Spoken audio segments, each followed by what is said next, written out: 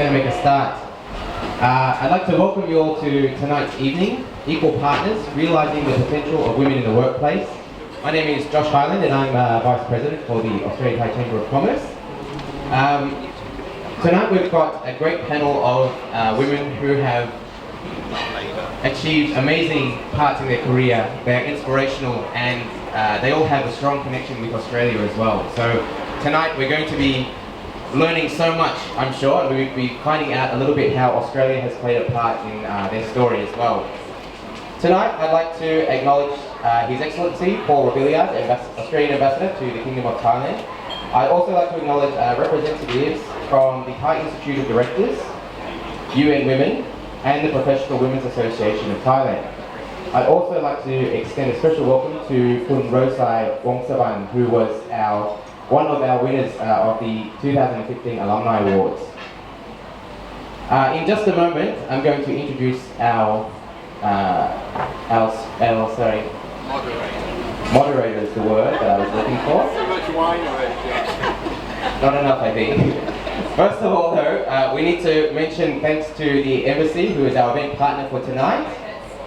So big thank you to the Embassy for helping us put this event on, and also to Blackmores, who is the alumni sponsor for this year.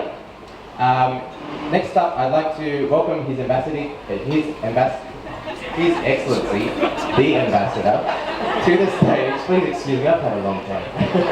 To the stage. Would you please put your hands together for His Excellency Paul Robilliard. Thank you, Josh, and thank you particularly to our panellists, to our moderator, and to all of you who have come along this evening. It's clear that I owe all of you a very, very sincere apology, because I'm the one who's responsible for Josh having had a couple of too many wines. I turned up and I was told, no wine before 7 o'clock. I said, no, I'm sure we can manage that. So, sorry Josh. I'm sure the rest of the evening will go well. Because it's a very important evening. It's a very important day.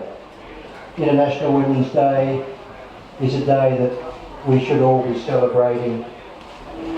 I said at the lunch I hosted today, when we concluded the lunch, I said, it'd be good if every day of the year was International Women's Day, because it is important that we recognise and remember why we're all celebrating International Women's Day. And it's because the struggle, and I'll say it's a struggle, to ensure that women and girls globally, women and girls throughout the world, whether they be in Thailand, whether they be in Australia or anywhere else in the world, have the same opportunities, have the same empowerment, have the same freedoms, have the same rights, have the same responsibilities as anyone else in our society. And whilst much has been achieved, I was on a plane from Sydney to Bangkok on Sunday, and one of the films I watched was Suffragette.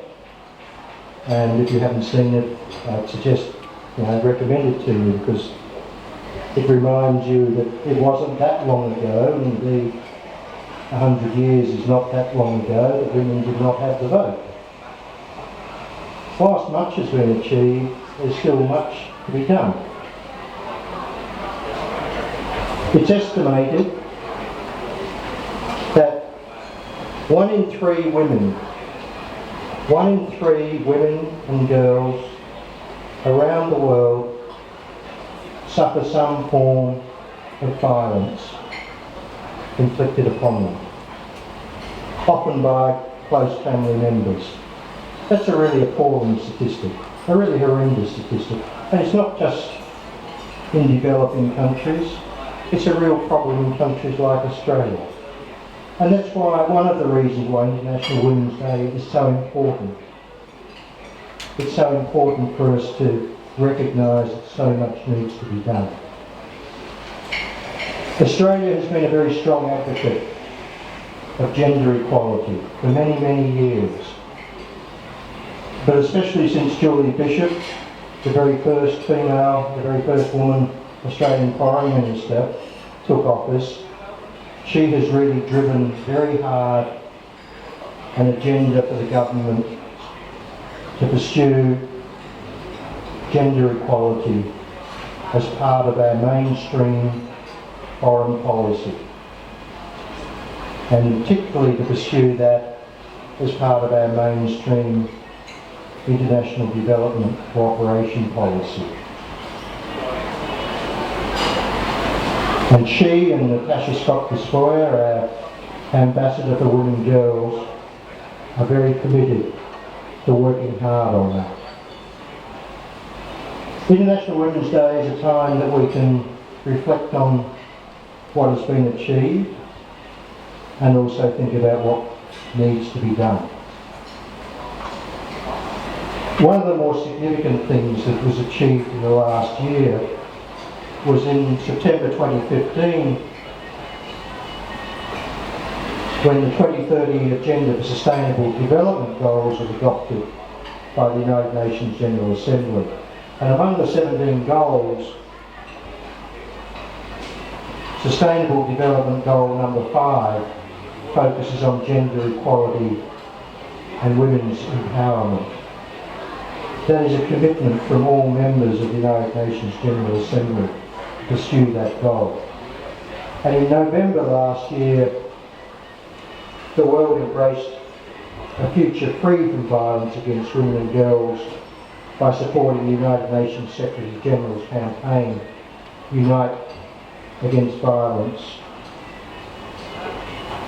Unite to End Violence Against Women. And part of that campaign was the use of the colour orange. And I hope that many of you remember that last year we lit up the Australian Embassy here in Bangkok in orange. The Australian Embassy in Saturn Road was lit in orange for 3 days. That was a very significant technical feat, I might say, but it worked. And it was intended to demonstrate our embassy's commitment to work with women in Thailand, with our colleagues in other embassies, with our colleagues in international organisations on these very serious issues. And just recently, Julie Bishop, our Foreign Minister, launched a strategy on gender equality and women's empowerment. And it has 3 priorities to guide our work: enhancing women's voices in decision making, leadership and peace building, ending violence against women and girls, and promoting women's economic empowerment. That issue about promoting women's role in leadership, promoting their economic empowerment, is extremely important. Supporting women's full economic participation is frankly key to unlocking the economic potential of countries in this region and globally. Recent analysis by McKinsey showed if women and men were participating in the formal labour force equally, it would add $28 trillion to the global economy. If nothing else, that demonstrates that gender equality and women's empowerment is not just a moral principle, but it's an investment priority. We are foregoing as a global economy $28 trillion by simply not empowering women to have equal economic opportunities to men. Now, many private sector companies, many government agencies are taking action to address this. And indeed, analysis of corporate boards has demonstrated that where there is gender diversity on the boards, in membership and management, companies perform better during the global financial crisis. We can and must learn from that experience.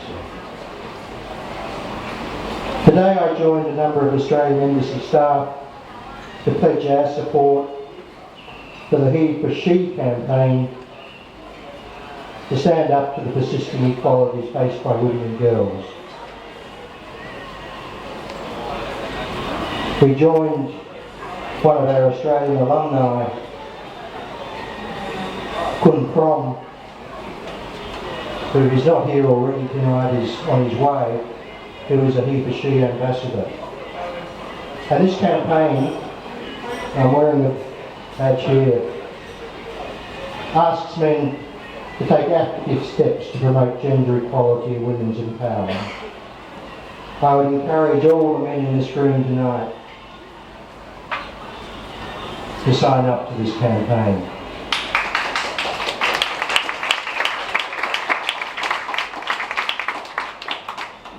It's very easy to do.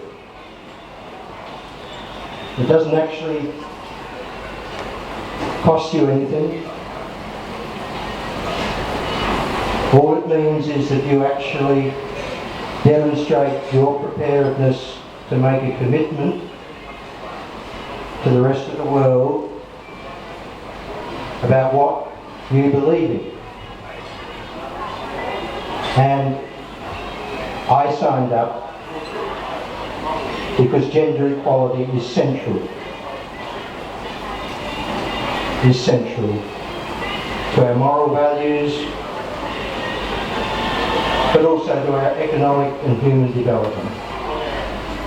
So again, I think you'll find there are a few people here who can put their hands up and say, come and talk to me, I can sign you up for He for She. Can you put your hands up please? Adrian, yeah, you put your hand up, come on. But please, as we would say in Australia, all you blokes, you know, please do it. Greg there from the embassy is signed up. There are others I can see, but I encourage all of you to do so. So take a stand and pledge your support. But tonight, I've spoken far too long because you're here to hear the panellists. Can I say thank you again to them for coming? Can I say thank you again to Simon for moderating? Thank you to Josh. Thank you to Oschan for hosting this event. And thank you all of you for coming tonight. And can I say a particular thanks, of course, to Khun Robin for providing a great venue. Thanks very much.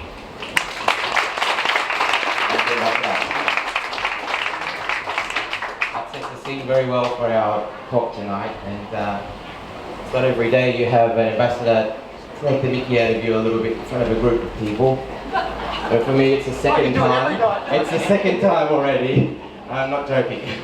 Anyway, I'm very quickly going to pass it over to Simon Osborne now, who is Managing Director of AIP, and has been an Auschan member for many years now and proven to be a very good moderator. So I'll hand it over to Simon now. Thank you.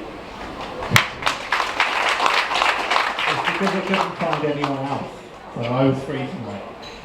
With a love to everybody here. First of all, I'd like to introduce the panelists that we have. I'm very honoured to be moderating the second panel tonight for the Australian Chamber of Commerce along with the Australian Embassy. So I'd like to introduce my panelists here tonight who's going to share with you some wonderful stories. I've had the honour to meet with them privately and discuss some aspects about tonight's event as well. So obviously you know what's in their biography, so I'm not going to have them regurgitate that for you, but what I am going to do is ask them to share a little fun fact about them. So first off, to my right is Khun Pat. Khun Pat is the Executive Vice President for ANZ Bank. Please give a warm welcome to Khun Pat.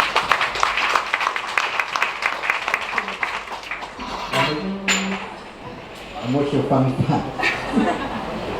Well, a lot of you here already knew. I have very grown-up children, but I'm not going to tell you how old they are and what industry they are in. Believe it or not, she's in banking.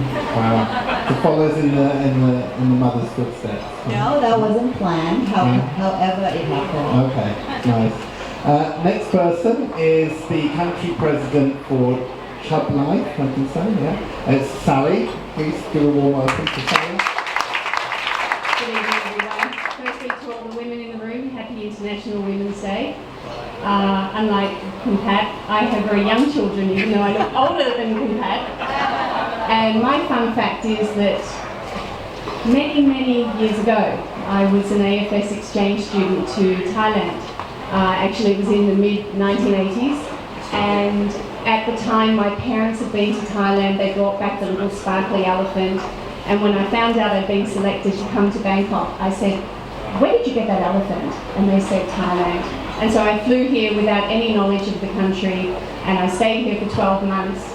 And somehow that was something that's really changed the path of my life. And here I am 30 years later, still in Thailand. Thank you very much. And our third panelist as well, an honour to have you here as well, Khun from DWP, the General Partner. Hi. My fun facts, I think, is this is my second child, and I consider myself a very sporty person. So actually, I was running down the site, until my first child was born, and I ran about 80K to 100K a week before my first child was born. And when I was 5 months pregnant with my first child, I still ran 10K. So, quite energetic. Wow, congratulations then. Very cool. So, a bit of housekeeping then before we get started. Downstairs you'll find the toilet, just in case any of you need to run. And second of all, the views and opinions expressed by the panelists here are those of their own and do not necessarily reflect the company that they're representing. So I want to kick it off now, just to play a game with you. Sorry. So I looked at a report recently by the Development Dimensions International, and they did a report on countries that have the most number of females in leadership positions. So I want to throw it to you guys out now first. Do you know what number one is? You want to shout it out? Which country has the most number of female leaders? Finland. Finland? Denmark. Canada. Canada, yeah. 50%. 50%. Followed by the Philippines and the USA. Third place is Thailand. So give a round of applause to Thailand. Unfortunately, Australia's not on that. So. That's why we're here. Yeah, exactly. Okay, so I'm going to just throw into a hot potato now. So basically that means I'm just going to pass the question down the panel. I recently read a report conducted by Ernst & Young, who said that it would take 117 years until we bridge that unconscious bias in the workplace. So, just so I can read you the definition of unconscious bias, it's defined as an implicit association or attitude about race or gender that operates out of our control, and that informs our perception about a person or group of people and can influence our decision making and behaviour toward a person or group of people. So my question then that I want to throw down here for you guys is how is your organisation dealing with unconscious bias? Let's start with Pat. Well, I must admit that one of the lucky ones, having operating or working in Thailand, where we're number 3rd in the world in terms of women in leadership. Secondly, I'm in banking. In banking, my previous employers, both current and previous, very supportive of gender balance. There have been commitment given at very top level for ratios of women in leadership role, including at the board. Those ratios are being watched and monitored very carefully, and we take serious actions if those ratios are not met. In Thailand specifically, ANZ in Thailand, in terms of balance of workforce, we're 60% women and 40% men. At the leadership role in Thailand, we're 54% women and the rest are men. At the board level, unfortunately, we're a little bit lower than that. I'm one of the board of directors at ANZ Thai. We have 7 board of directors, 2 of us are ladies. So we're a bit behind in terms of board. We're at 29% if the ratio calculates. That's a bit off from the ratio that the group sets at 30%. At group level, ANZ is achieving 32.8% women's in board role. So that's where our employers been promoting and doing in terms of gender balance. Okay, thank you.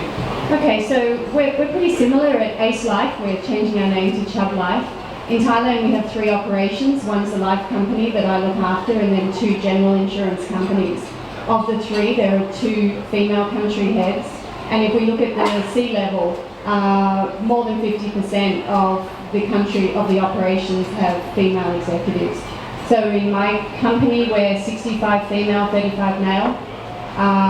Management level, junior management level, the ratio drops a little bit. We probably have about 50-50 female male, but once we get back to chief level, it's up to 65-35 again. And our sales force, we have 4,000 agents around the country, 72% female.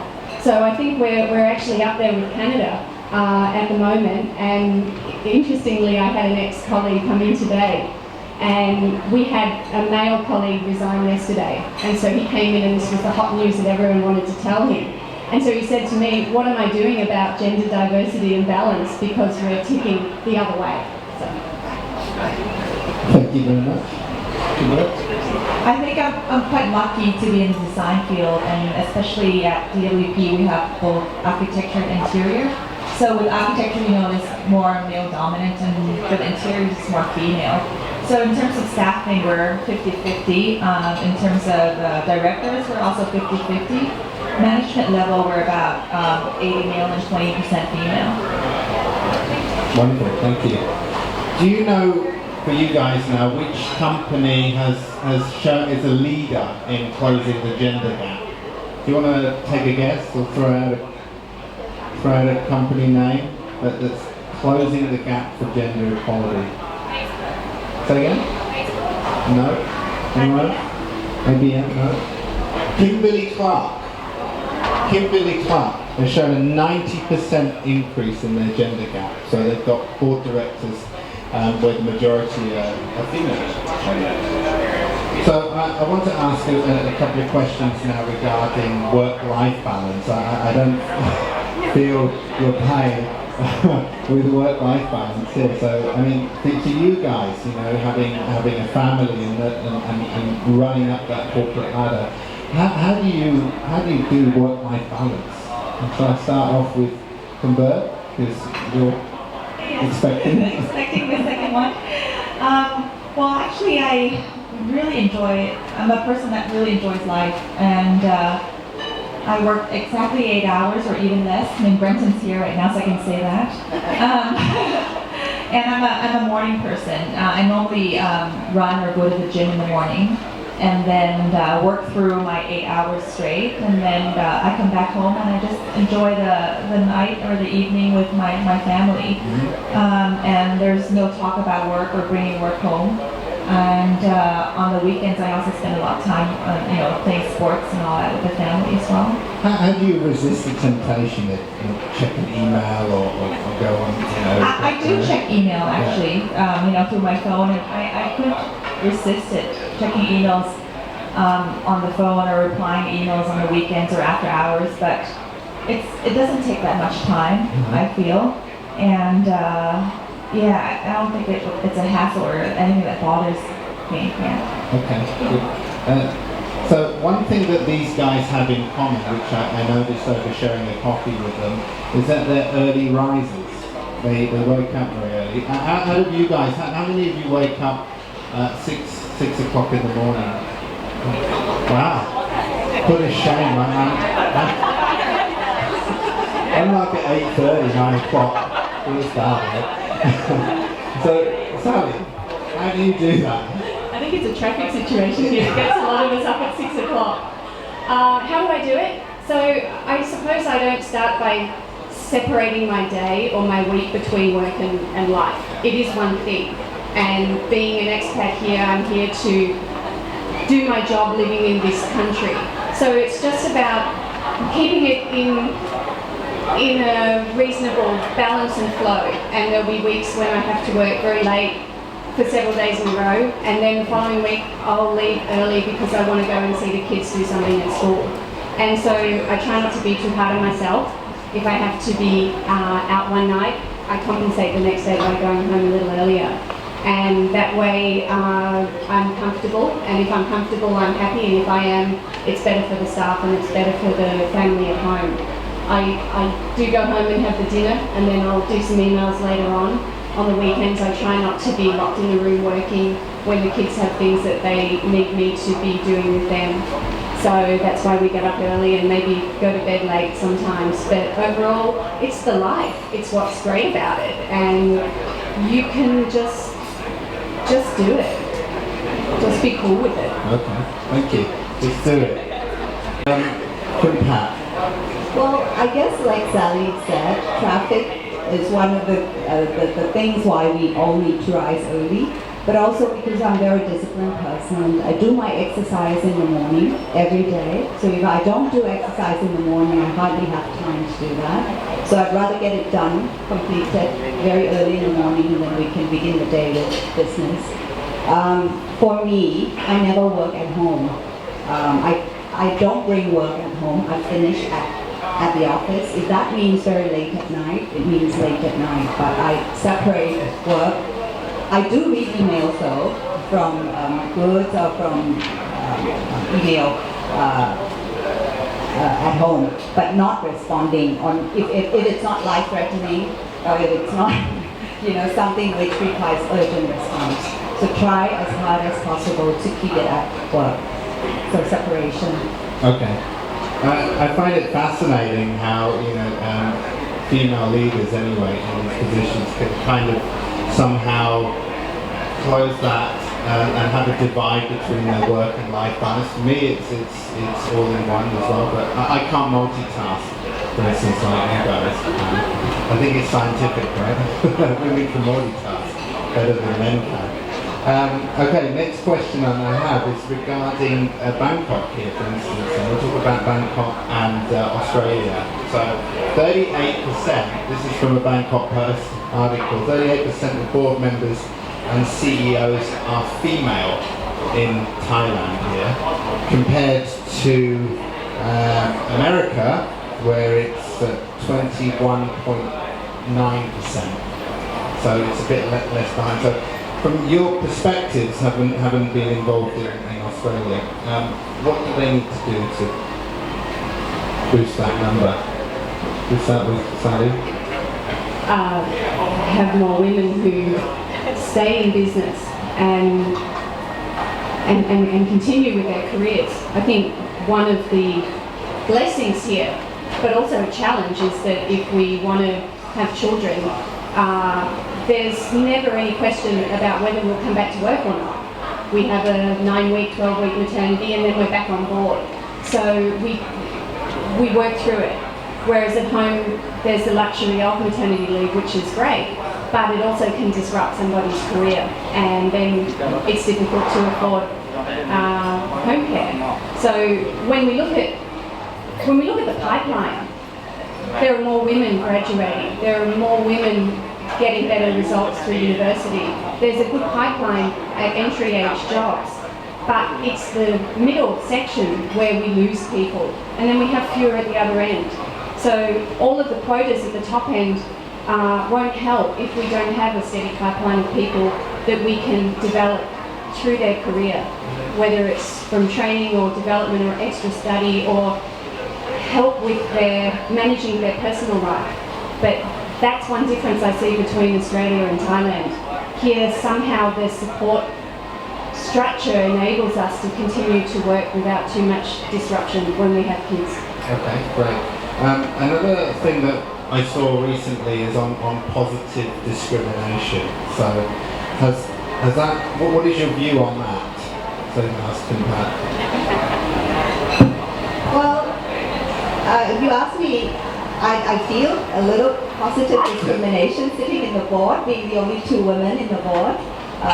If I go out on meal with them, having meals with my board members, I don't get to pay, so that's positive discrimination. In the board meeting, I've always been asked about how do I feel, what do I think. I've never been excluded. So yeah, I guess there is positive discrimination. But back to the question, I'd like to say something about the question you asked, Sally, about the what do companies do to ensure that there are more women in the board role or in the leadership role. I think a lot of times problems with women not rising is because of lack of visibility, and I think the corporations can do a lot to help the visibility of women. We don't get to, our names are not on the list when it comes to board selection. If our names are, we're no different from men.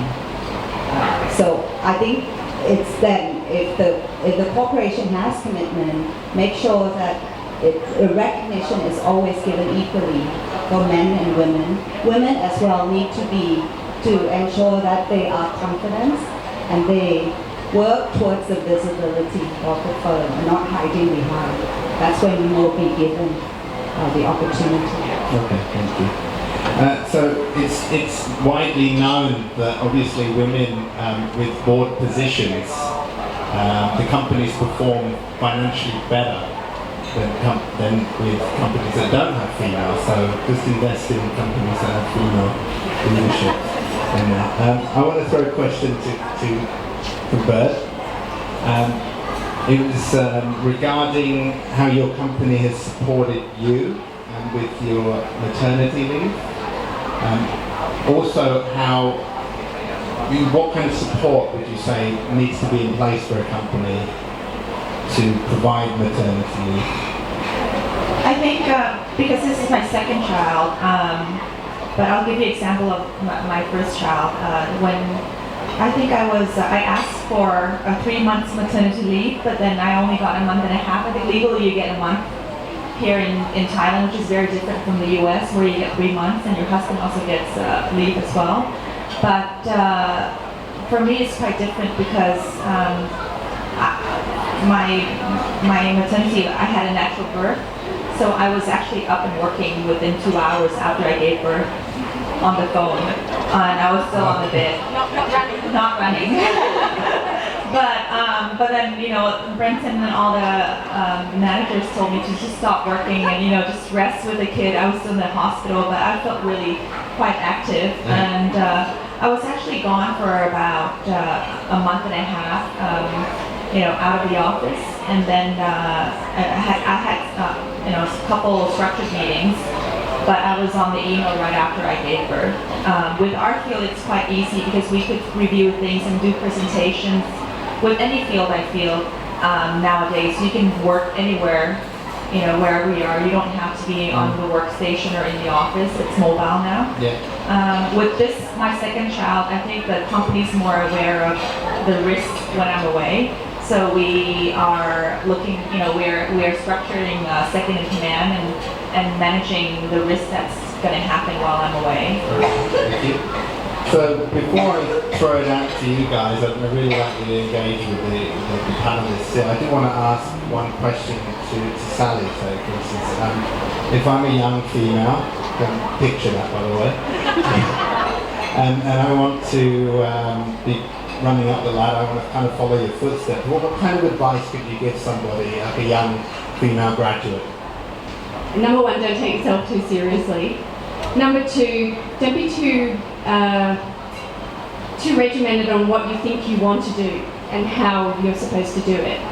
Have a rough idea of your intended end game or path, but then be open along the way to things that come up. So if I look at my career, I started in finance and then somehow I moved into insurance and came up here in marketing. And a boss said, hey, why don't you go and run a big operation, look after a lot of staff? That'll be good for you. And I thought, well, really? Why? And I don't know anything about that. But I trusted him and so I did it. And then that led to a general management path that I wouldn't have necessarily chosen for myself. And from there it was the next step and the next step. So be open to trying something new. You have time, so be patient with the goal, but be impatient with the learning along the way. Ask as many questions as you can. And when you feel that things are a little bit comfortable, it's time to do something else. It's time to just take a step. And it's okay.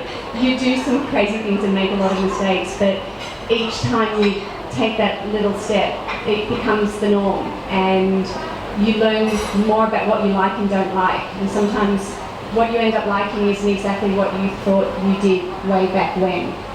So that would be my suggestion, and enjoy it. It's your life. Yeah. The other thing you mentioned though, I remember this, is like when you got offered the positions for promotion in that, you assessed multiple angles before you decided to take the leap, right? I'd say that in an organisation, the work you do has to be good for you and has to be good for the company. And it's good to step back every now and again and see if the balance is still right. And sometimes you overstay a position, and because you're doing well at it, it's valuable to the organisation, but it may stop being valuable to you. So I was fortunate for many years that I had bosses who disrupted my comfort zone and said, right, move, now move, now move. And eventually they were happy for me to stay, but I needed to move, so I disrupted myself. So I think it's worth keeping that in mind, that it's about you and it's about what you bring to the job, but ultimately it has to have the right balance. And if it doesn't, either you move or do something else. Thank you, Sally. Okay, so I want to throw it over to you guys now. I'll be your advocate here. So, does anyone have a question they want to throw out to our lovely panelists? Yes? 1 second. We'll get the mic for you. If you could say your name and your question. Hi, Octavia Borthwick from the Australian Embassy. The story, the picture you paint is very positive for women in the industries in which you work. And yet international statistics don't really reflect that for women overall. Are your industries exceptional, do you think? Do you think that could you comment on the kinds of problems that you think women might experience in other fields in Thailand and Australia? So to sum up what Octavia said, she said industry discrimination when it comes to female leadership. So obviously you come from design, insurance and finance here. Have you got comments on this? I'll comment on insurance. I think in Thailand we have a good proportion of women in management in my organisation. If I look at the industry, we have 25 companies and 2 have a female CEO. And typically, if I'm at a conference or if I'm networking in the industry, 5% female. That's the way it is at the country head level. But if you look the layer below, in Thailand, I think across many industries, you generally find more than 50% of that second level are women. And they're getting stuff done, but something stops the next move. Okay. But I think in terms of in the design field, way back a couple of centuries ago, you'll see that there's all these famous male architects. But over the past decade, you'll see that there's a lot of female architects and designers as well. And in this design field, it's not just buildings or interiors, but we infuse fashion as well. And there's a lot of women fashionists that became popular or well known in the industry now, and it's faced into the interior design and architecture world.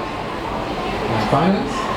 Banking, a lot of women, but if we're talking about number one, and here I think it's very important. When we talk about leadership, sometimes we just focusing too much on being number one. It doesn't have to be. In leadership, you can always achieve what you want without being number one. As I told Simon, when we work towards something, don't be fixated about having to be number one in the industry or in your field. You can always achieve a lot of things by becoming just number two. And it can be very powerful. So what I'm saying in this is that in banking, whilst you may be right that at number one level, there are more men on the CEO level. But if you look down at number two, you've seen a lot of very powerful number two in banking. And this applies across to financial industry as well, mutual funds as well as securities companies. Thank you. Does that answer the question? Well, I was wondering about Other industries. other people, other Right. problems. Are there problems that Right. Have you you don't faced? feel yourself, but other people Actually, I elsewhere? think in Thailand there are a lot of women running schools or running companies or organisations that actually we're not very good at self-promotion, and I notice this with my peers when they're invited to speak or to represent themselves or their career, they prefer not to, and I'm guilty of that as well. So there may be a lot of really interesting stories that we don't hear, and success stories that aren't as visible because we don't promote what we've done. And I don't know how to change that. This kind of forum is probably an excellent start, just to get people more comfortable to talk about what they've done and think that maybe other people will find it interesting. Thank you. Second question? No? There we go. Lady over there.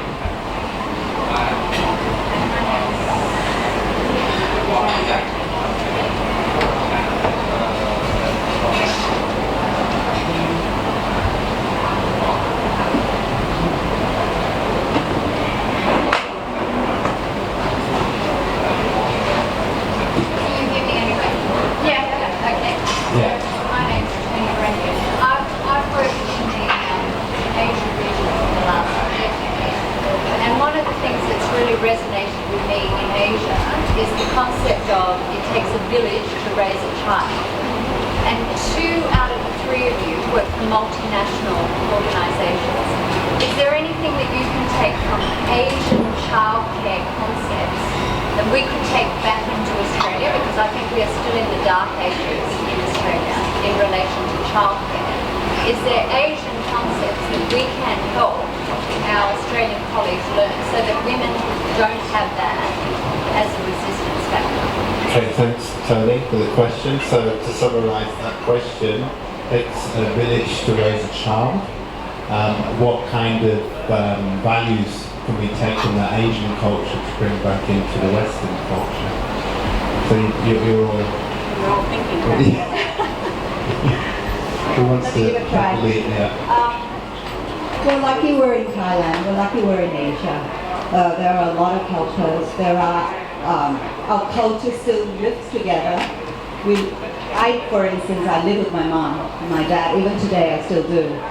And I've raised my children that way.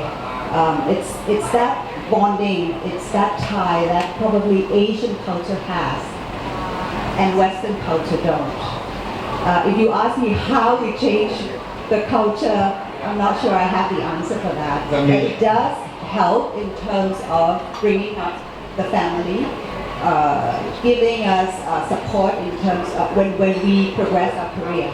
Does that mean living with your parents for longer?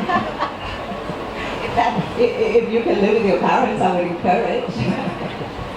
And maybe that's here. It is the way, and it's accepted, and a lot of the time it is the way back home too.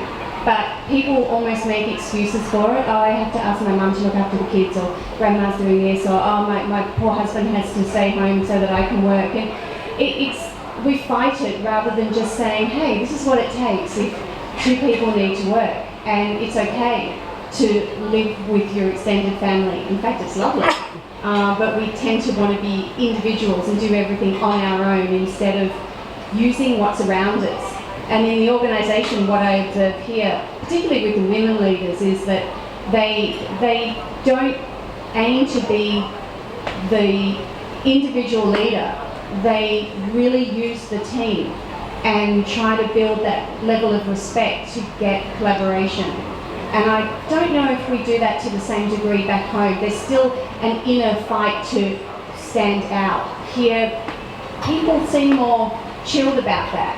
And as a result, they somehow find a way to succeed, and for their organisations to succeed as well. Thank you. Do you have anything to add? Yeah, actually, when you mentioned about the ratio of, the stats of the country where, the women are the leaders, and you mentioned to me that Japan is one of the bottom lowest, and I think that it's maybe because of culture and also the cost of support and living as well. In Thailand, like you mentioned, I think it's quite easy for women to step up and do what they do, or continue to do what they do after giving birth, because there's so much support from either family or we have excessive support here, and it's very economical compared to my brother who's living in the U.S. I mean, the costs for a nanny or the cost of daycare, it's very expensive, and I find that a lot of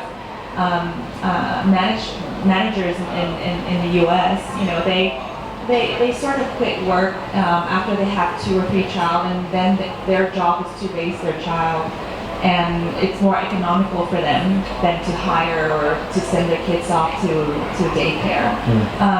So I think, even in Japan, it's much more expensive than in the Western countries. So you see a lot of females, just being home. Yeah. Okay, thank you. Wow. Okay, here we go. The lady over on the sofa. Good evening. My name's Joni, and I'm really appreciating the discussion. One of the things that we've been looking at, and I'm from the International Labour Organization, we've just come out with a report, and in the region, women are spending something along the lines of 2.5 hours per average of extra work per day on care. And I'm wondering how in your companies they're also promoting paternity and fathers being involved, because I think probably in your cases you're depending on outside help, but this is not necessarily compatible for all contexts, as you've said, and is costly in other situations where domestic workers have higher pay. So I'm wondering what you're doing in the companies to encourage fathers to take paternity leave and get involved more in the family, because I think that's one of the constraints that we're seeing is happening for women to rise up the ranks. Thank you. Thank you, Joni. Wonderful question. So what are your companies doing to support paternity? Who wants to? Paternity leave is one, definitely. Apart from that, not only for fathers, I think in our company we promote all roles flex, meaning that you don't have, even if you have given birth and you've taken your maternity leave on an ongoing and continual basis, you can take half day off every Tuesday perhaps, for example, and then you cover it off sometimes else time. So it's what we call all roles flex. Everything is arrangeable, negotiable, that we can discuss. At our company, so male and female will have the standard paternity or maternity leave, But I'll give you an example of one male colleague end of last year whose wife had a second child, and this guy is not from Thailand, so we allowed him, from Asia, and we allowed him to take his annual leave and then take unpaid leave.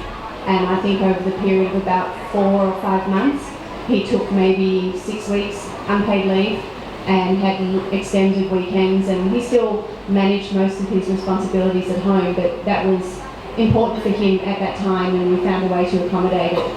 So it's a little bit, as Pat said, it's case by case. It depends on the work people are doing, and it depends on the business. To be fair, the business needs at that particular time as well. And can we allow flexibility, or will we allow flexibility maybe slightly down the road? So timing the birth, right? Right, hold it in. It's Monday, hold it in. Yeah, I think for us it's flexibility as well. We look at it case by case. Like I mentioned, we don't have to work in the office in our field. You can draw anywhere. And so we just allow it case by case. Thank you. I believe the lady there, you had a question? Yes, over there. Hi, I represent the large collection of expat women that have in fact given up their careers in order to follow their spouses and have raised their children and what have you, albeit, as you pointed out, it's easier than at home. My question is, do you guys have a policy of looking at women that want to re-enter the workforce after having taken a significant period of time off? Okay, so repeat the question on that. Do you have a policy in place to re-enter females who've taken extended maternity leave back into the workplace? Yes. I think we take the best candidate for the roles that are available. And if that happens to be somebody who hasn't worked for 10 years but had cracking experience beforehand, absolutely. Absolutely. Thank you. We have another question over there? Yep. Hi, my name is Ellen Main. Thank you so much for sharing so much about the way you balance your home life and your work life. I'd actually love to hear more though about your achievements in the workplace and at work. Okay, thank you. So Alice asks if you could go in a bit more detail into your achievements in the workplace. What do you think the biggest accomplishments are? Well, for me, I think being selected to be in the board of directors for the bank, I think that's a very big achievement for me. A couple of things stand out to me over my career. The first one was probably getting the chance to come up here. I was on one of these management programs and they were looking for people who had some level of Asian language skills, so I came up. That was great. I think moving to run the COO role, operational role, was a pivotal moment because I went from running a small team to 400 people and doing a lot of things that I hadn't done before. And then another classic role was running the agency sales force, which at my last company comprised of nearly 20,000 agents. And so I was the Australian girl in the Thai sales army, running around the country, opening the branches and doing speeches. And it was such an amazing experience, but also just something I never would have imagined doing ever. And lastly, the current role, actually stepping out and then getting this job, was a good moment for me, and surviving 3 years is an even better moment. Thank you. I think for me it's quite simple. I feel very fortunate to be working at DWP. I was living in the States for over 20 years, and then I moved back to about 12 years ago, and I couldn't really read or write Thai that well, so I joined DWP knowing that they're an international company. And when I started at a very low position. You know, I was just a designer, and I was very fortunate to have very good management that would promote us from inside. So I sort of stepped up through the tears and to be where I am now. And I was telling Simon that I'm very fortunate, a lot more than my friends out there, where I feel that 8 hours goes through within 2 or 3 hours, that 8 hours is not enough. And every morning I get up, I feel so energized and I want to come to work. And I have friends who are in the finance field where they're looking at the watch and say, when is lunchtime? You know, when is it going to be 5 o'clock? No, it's not true. We're the same. Maybe not quite as energized, but we still look forward to it. But yeah, I'm just very fortunate to be working in a company and also in a field where I love. Okay, thank you. Lady at the front. Sorry, Rochelle. We'll keep you running. My name is Kwang Yan. I'm from Mapalung University in Chiang Rai. My question is actually about this he for she, and it's a campaign he for she. But your story that you share with us is all about you and how you progress. I would like to ask how your husband have helped you and support you in the leadership role, because having said this, actually one of the proving facts for women is the reproductive task, the housework that we have to do at home and other domestic work that we have to still be in charge when you are playing the leadership role. So I would like to ask how your husband fit in your picture. Thank you for the question. So to repeat it for the audience, how have your spouses supported you in your careers? In every way and then some. I'm very fortunate to have a husband who has somehow managed to be able to take time off when I had my kids. So we took a couple of years off with my first son and a couple of years off with my second one, so there was always someone at home. And I did an MBA for over a period of a year out of Australia, so I was back and forth. And he was also hands-on during that period. He's in business, he's a CEO, he has his own responsibilities and obligations, but he's a wonderful sounding board, and I can come home and blah about what happened during the day and always get a reasoned response. And he has been for me, and I don't know how I would have done it without him, for sure. Thank you. Next question.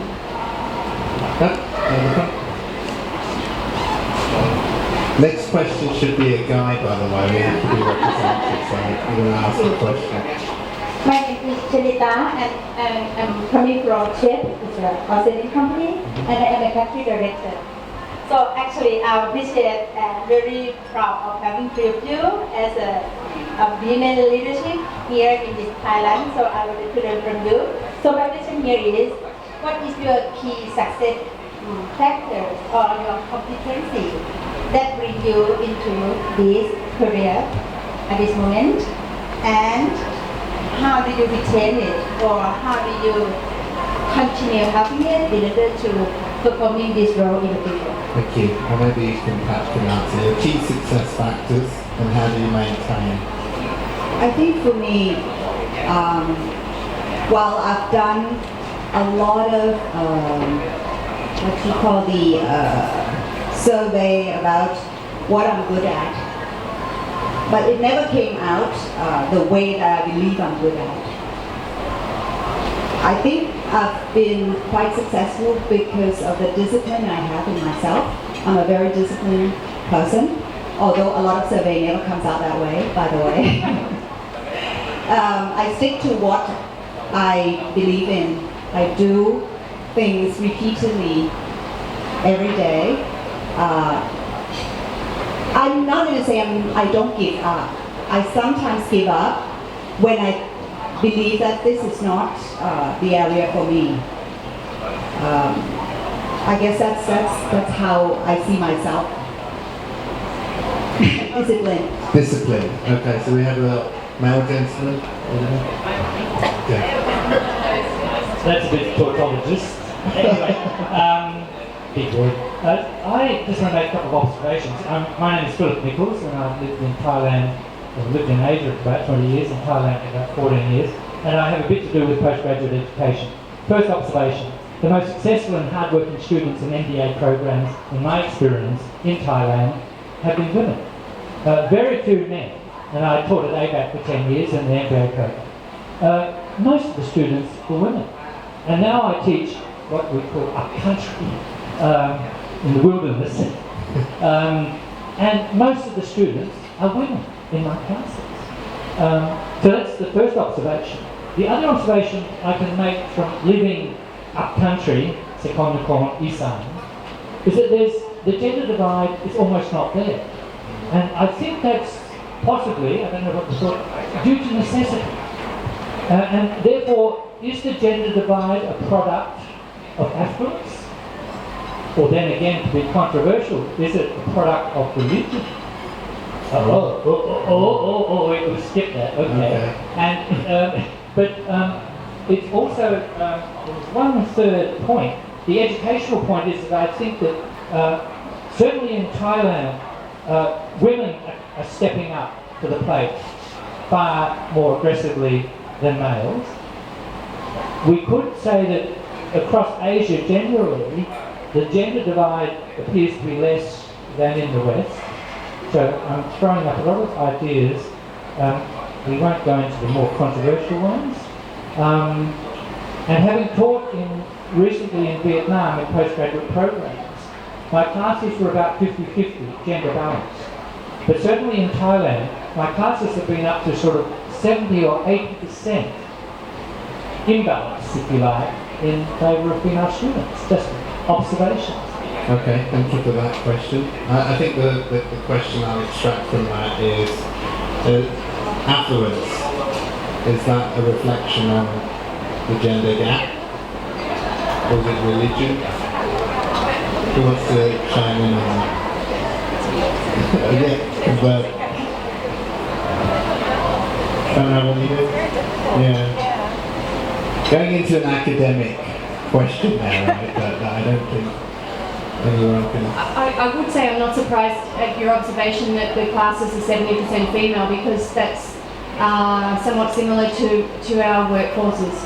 And we see the ambition in the female employees. They are fabulous to work with. They're diligent and detailed and hard-working, and they don't give up, and they collaborate well. So having a workforce that's more than 50% female, I think is a good thing for business. And I'm sure if I ask most of the women here, do you make a lot of the decisions at home about what things you buy or what you invest in? You probably say yes. So the more representative an organisation is or a business is, the better chance we have of getting it right when it comes to meeting the consumer's needs. As far as affluence, I don't know. I think if we look at Australia, many of my affluent friends, they can't both work. It's still out of reach. They still have to have one parent at home. It's not for want of trying, it's just too difficult. Whereas here, because of the extended family and support network, we can make it happen whether we are affluent or otherwise. Thank you. I think if I could say, I do agree. I think where I live in Isan, the extended family is the key. And the women run the shop and everything else largely in contrast to the male population. Thank you. That's an Asian thing. Okay, so I've got one question here not from Rochelle, but she's going to be voicing it from. Okay, so I've been handed a question which I'll read out. After you all have had some certain levels of achievements, how would you put yourself into the position where you could have the voice which can impact across companies? And what are the methodologies to influence men to signify the important role of women? The methodologies to signify men, right? Is that right? Very theoretical. So, you all have certain levels of achievements. to date. So how could you put yourself into the positions where you could have the voice? Maybe it might be better if you can Maybe you're talking about female mentorship. Yeah? How could you be mentors?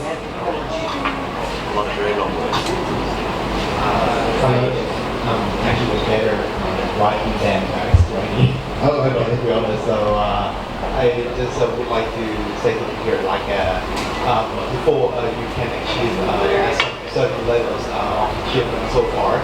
So you might have had climbing up or laddering up some sort of work task or assignment to the task. So I would like you to imagine if you could have a voice within your organizations. So the voice that can impact across companies. So how could you put yourself in a position like that, and what are the key motivations or some kind of methodologies behind that reason to have the voice forward? So it's like leading by example? Is that what you... Yeah, some examples or some kind of ways to communicate with other people within the organization like that. Okay, so in your organization, you led by example? Living by example, definitely, but I would look at it on a different angle. I think even if we have a voice in the organization, it will always be much better and more effective if men were to lead this initiative, in my view. We need a men champion to really sponsor. Of course, women are all behind it, but until the men sees, the importance of this and promote this, so I would go for having the men champion in the organization to roll out this gender balance. Thank you. We have to wrap up now, unfortunately. So, but don't worry, there's wine, and you can then connect with the speakers one-to-one here. So please give a round of applause to the panel.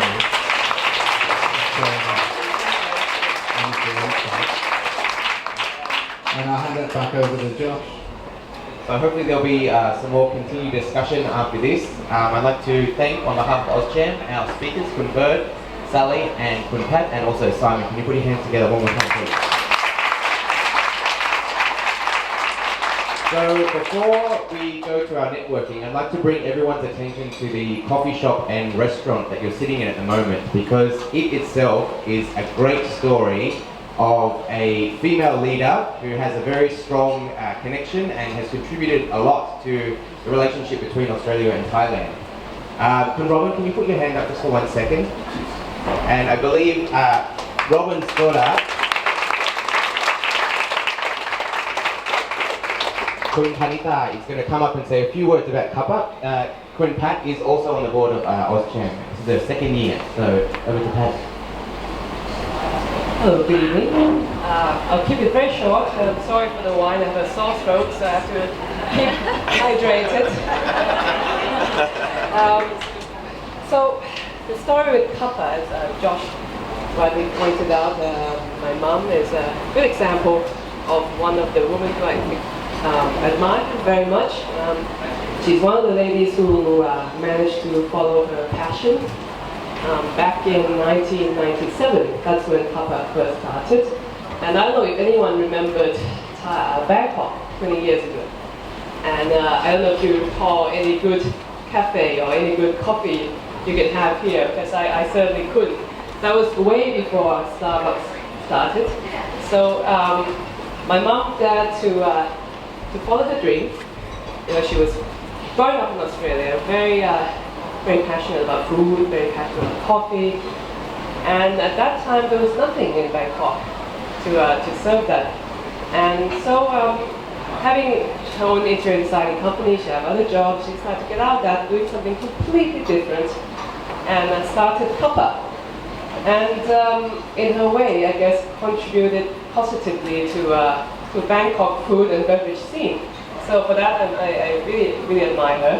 And that is just a quick snapshot of Kappa. And she hasn't stopped. Since then, she's still, now she has a farm up in Pattaya with 80 horses, having a little bed and breakfast. So, you know, at the age of, I shouldn't say, but she's still continuing. So I hope she's an inspiration to me, and I hope I can be like that when I'm older. And so enjoy your evening tonight, and thank you for coming.